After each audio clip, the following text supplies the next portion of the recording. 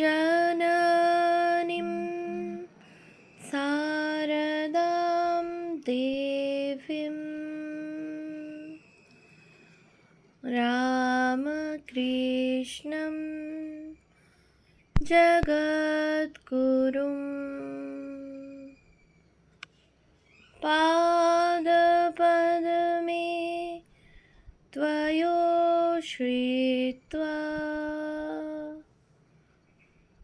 প্রণমামি মুহুর্মুহুঃ।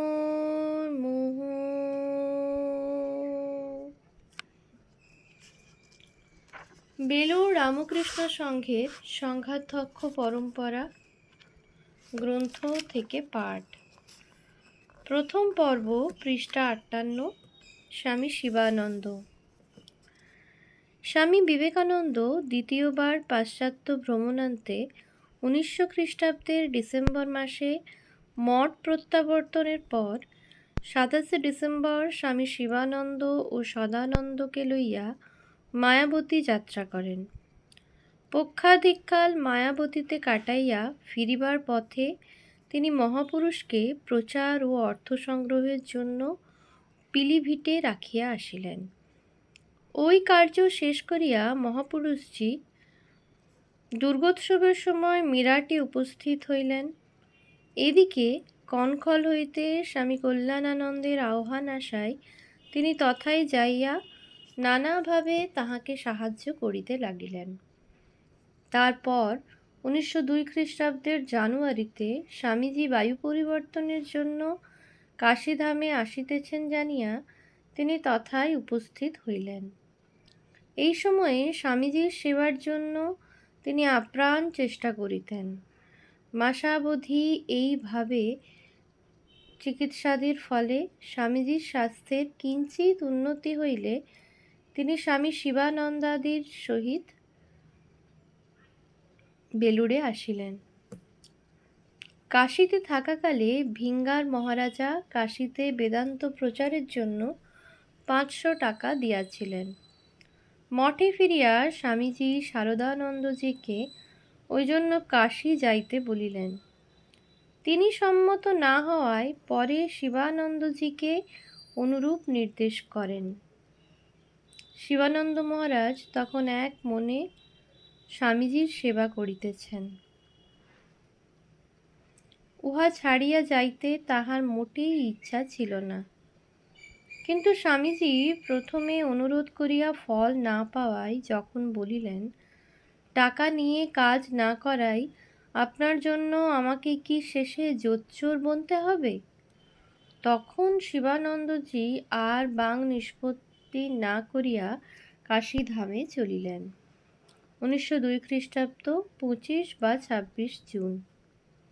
কাশীতে পৌঁছিয়া তিনি প্রথমে রামপুরা অঞ্চলে সেবাশ্রমের পুরাতন বাটিতে উঠিলেন এবং 10 টাকা ভাড়ায় অদ্বৈতাশ্রমের বর্তমান বাটিটি পাইয়া 4 জুলাই সেখানে আশ্রম স্থাপন করিলেন। ভগবানের অচিন্তনীয় বিধান ওই দিনই স্বামীজি দেহত্যাগ করেন এবং পরদিন তার যোগে মহাপুরুষ মহারাজ সেই মর্মস্তুদ সংবাদ পান। হৃদয় শোকে অত্যন্ত ভারাক্রান্ত হইলেও নেতার আদেশ পালন করিয়া তিনি কাশীতে রহিয়া গেলেন এবং রথযাত্রার দিন বিশেষ পূজা ও হোম আদি সমাপনান্তে শ্রী শ্রী ঠাকুরের প্রতিষ্ঠা করিয়া তাহারই পার্শ্বে স্বামীজিকে বসাইলেন। ইহাই শ্রী রামকৃষ্ণ অদ্বৈতাশ্রম এর আরম্ভ। দ্বৈত হইতে অদ্বৈত, ইহাই ছিল ঠাকুরের ভাব। আশ্রমের নাম তাহারই সাক্ষ্য দিতে লাগিল। অদ্বৈতাশ্রমে মহাপুরুষ স্বামী শিবানন্দের অদৃষ্টপূর্ব তপস্যা সংঘের ইতিহাসে স্বর্ণাক্ষরে খোদিত থাকিবে। প্রয়োজন অনুরূপ অন্যের সংস্থান না থাকিলেও তিনি অম্লান বদনে দৈনন্দিন কার্য চালাইয়া যাইতেন।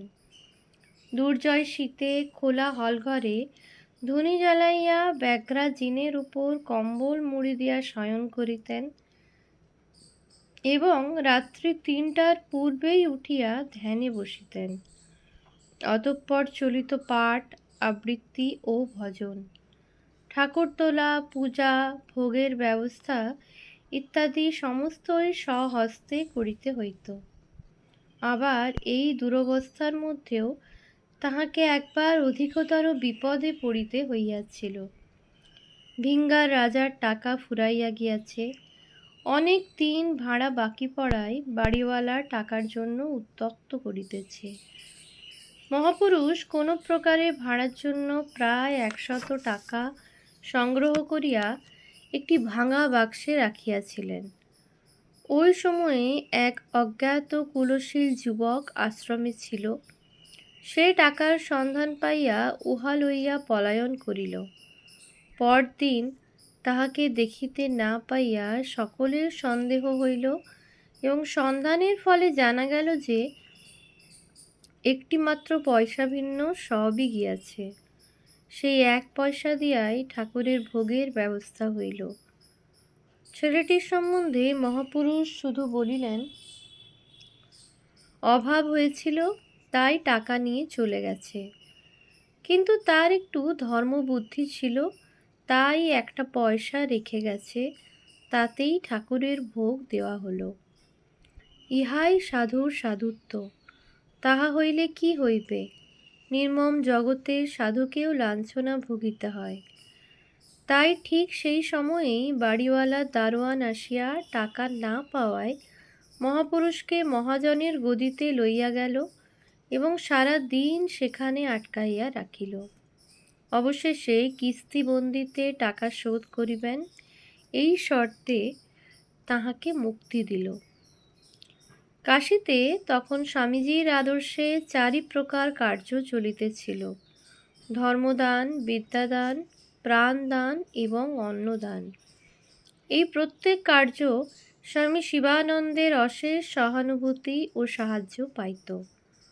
অদ্বৈতাশ্রম, সেবাশ্রম, অদ্বৈতাশ্রমের অবৈতনিক বিদ্যালয় ইত্যাদি সর্বদা তাহার উপদেশ ও অর্থ সাহায্যের আশা রাখিত।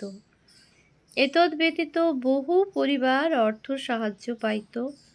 স্বামীজির ভাব প্রচারের জন্য তিনি হিন্দি ভাষায় পুস্তক ছাপাইয়াও বিতরণ করিয়াছিলেন। কাশীর অনেক খ্যাতনামা পণ্ডিতের সহিত তাহার আলাপ পরিচয় হইয়াছিল। ক্রমে আশ্রম জমিয়া উঠিতে লাগিল এবং আশ্রমবাসীর সংখ্যাও বাড়িতে লাগিল। কিন্তু নিরভিমান আশ্রম অধ্যক্ষ বামুন চাকরদের সম্বন্ধে আশ্রমবাসীদিগকে বলিতেন, তোমরা ওদের চাকর মনে করবে কেন? ভাববে আমাদেরই সহায়ক। আর সন্ন্যাসী ব্রহ্মচারী সকলেরই সম্বন্ধে বলিতেন, এরা সব জাত সাপের বাচ্চা। ঠাকুরের আশ্রয়ে যারা এসেছে তারা কেউ কম নয়। 1904-এর শীতের প্রত্যুষে জনৈক ব্রহ্মচারী আশ্রমে উপস্থিত হইলে মহাপুরুষ স্বহস্তে চা প্রস্তুত করিয়া তাহাকে খাওয়াইলেন। অপর এক অসুস্থ ব্রহ্মচারী স্বীয় পরিধেয় বস্ত্র নষ্ট করিয়া নিজের অক্ষমতা ও লজ্জায় যখন কাঁদিয়া ফেলিলেন, তখন মহাপুরুষ তাহাকে সান্ত্বনা দিয়া পরিষ্কার বস্ত্র পরাইয়া শোয়াইয়া দিলেন। অল্পক্ষণ পরে ব্রহ্মচারী প্রয়োজনবশে স্নানাগারের দিকে যাইয়া দেখেন মহাপুরুষজি স্বহস্তে সেই পরিত্যক্ত বস্ত্র পরিষ্কার করিতেছেন। আপত্তি করিলেও তিনি স্বকার্যে বিরত হইতেন না। তখন অদ্বৈতাশ্রমে যাহারা ছিলেন তাহারা মহাপুরুষের বেদান্তী সদৃশ কঠোর এবং জননী সদৃশ কোমল ব্যবহারের কথা স্মরণ করিয়া আজও মুগ্ধ হন। কঠিন পরিশ্রমের ফলে তাহার স্বাস্থ্য ক্রমেই ভাঙ্গিয়া পড়িতেছিল। তাই 1906 অব্দে তিনি স্বামী ব্রহ্মানন্দের সহিত স্বাস্থ্যোন্নতির জন্য পুরীধামে যান। পরবৎসর পলেশনাথ পাহাড়ের নিচে চিরকিতেও কিছুদিন বাস করেন। ইহাতেও আশানুরূপ উন্নতি না হওয়ায় 1907-এর শেষ ভাগে বেলুড় মঠে চলিয়া আসেন। তখন হইতে 1912-র প্রথম ভাগ পর্যন্ত তিনি প্রায়শ বেলুড়েই ছিলেন। ওই সময়ে মঠ পরিচালনার ভার স্বামী প্রেমানন্দের উপর অর্পিত ছিল। তাহার অনুপস্থিতিকালে মহাপুরুষ ঠাকুর পূজা ও মঠের কার্য পরিচালনা করিতেন।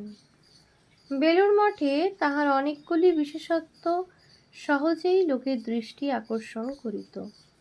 তাহার অনপেক্ষ অনাড়ম্বর সাধু জীবন, পরিধানে জানু পর্যন্ত সামান্য বস্ত্র, অনাবৃত অঙ্গ ও পাদুকাশূন্য চরণে মঠে ঘুরিয়া বেড়ানো, কখনো গঙ্গার ধারে বেঞ্চিতে নির্লিপ্তভাবে উদাস মনে বসিয়া থাকা, সম্মুখ দিয়া কেহ চলিয়া গেলেও দৃষ্টিতে না পড়া, সকলের প্রতি সমান প্রেম ও সেবা পরায়ণতা, এই সমস্ত মিলিয়া তাহার ব্যক্তিত্বটিকে এক অপূর্ব শ্রদ্ধা ও প্রীতির বস্তু করিয়া তুলিয়াছিল। একসময়ে স্বামীজির ভাবে মুগ্ধ জনৈক মুসলমান ভদ্রলোক মহাপুরুষের অমায়িকতা প্রভৃতিতে আকৃষ্ট হইয়া মঠে যাতায়াত করিতে থাকেন। তাহার আহারান্তে ভৃত্যরা উচ্ছিষ্ট পরিষ্কার করিতে অসম্মত হইলে মহাপুরুষ স্বহস্তে উহা করিতেন। আর একবার একজন মাদ্রাজি খ্রিস্টান ভদ্রলোক মহাপুরুষের ব্যবহারে অভিভূত হইয়া বলিয়াছিলেন, এত জায়গায় ঘুরে বেড়িয়েছি, কিন্তু সব জায়গায় খ্রিস্টান বলে আমায় অবজ্ঞা ও দূরছাই করেছে। এমন ভালোবাসা, এমন যত্ন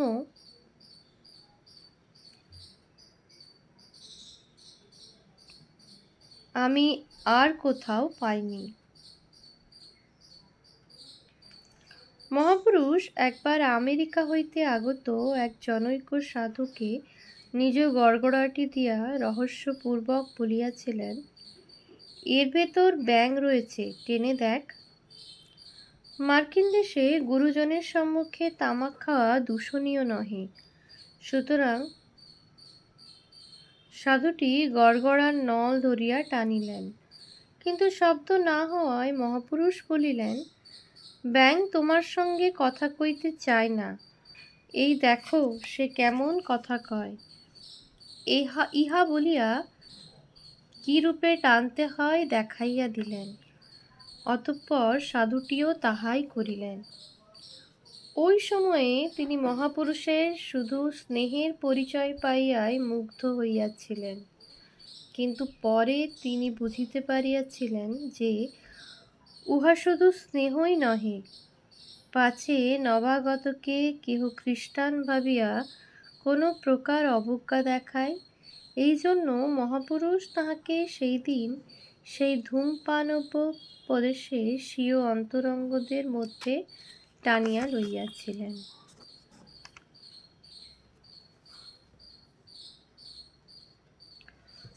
ওম শান্তি শান্তি শান্তি। হরি ওম তৎসৎ। শ্রীরামকৃষ্ণার্পণমস্তু।